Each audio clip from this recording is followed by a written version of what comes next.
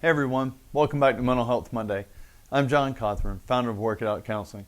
Please remember, our videos are not intended to replace a therapeutic relationship with a counselor.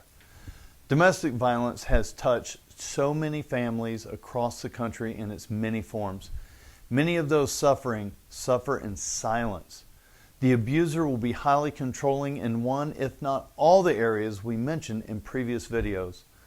Some risk factors for survivors of domestic violence are having a lower income and lower level of education, unemployment, adverse childhood experiences, and psychiatric symptoms. About 20% of survivors experience onset of differing psychological issues such as major depressive disorder, generalized anxiety disorder, post-traumatic stress, and possibly substance use disorders. Survivors most often will internalize verbal abuse, which makes it more difficult for them to engage in healthy relationships following the abusive one. They may feel some shame, guilt, anger, or resentment toward themselves. More chronic and complicated trauma from the abuse may lead to self-destructive behaviors, obsessive-compulsive behaviors, or even suicide. Reading of social cues may also be impacted, including nonverbal interpretation of facial expressions and self-emotional regulation. There are also some physical issues that may present due to the abuse in the form of poorer health and perceived health.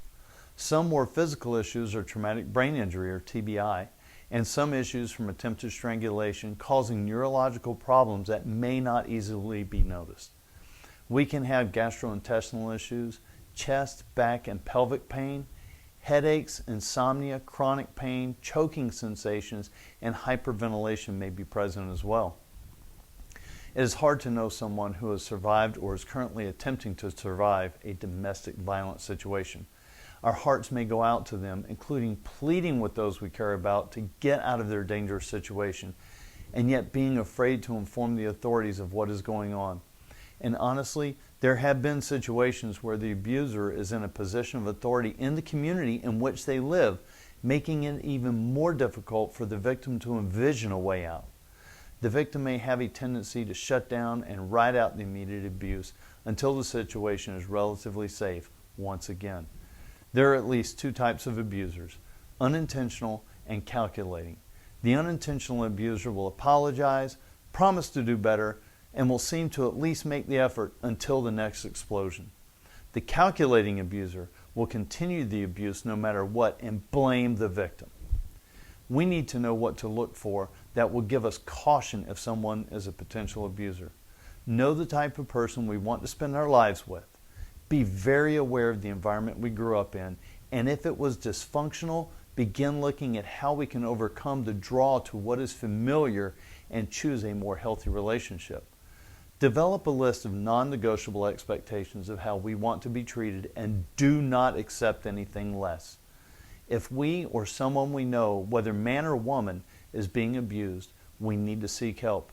If we or someone we know has a problem with being in control and use the previous mentioned tools of an abuser, we also need to seek help. Encourage them to talk to people who can provide help and guidance. Provide them with the number for the National Domestic Violence Hotline, 1-800-799-SAFE or 7233. Remember, we cannot rescue them. Continue to be supportive no matter what they decide to do. If you like what you have heard, visit us online at www.wiomhc.com. Like, comment, and share on Facebook at Work It Out Counseling and on Instagram at WIOMHC. You can also subscribe to our YouTube channel and catch up on previous episodes. The link is in the video description. Thanks for watching, and we'll see you soon.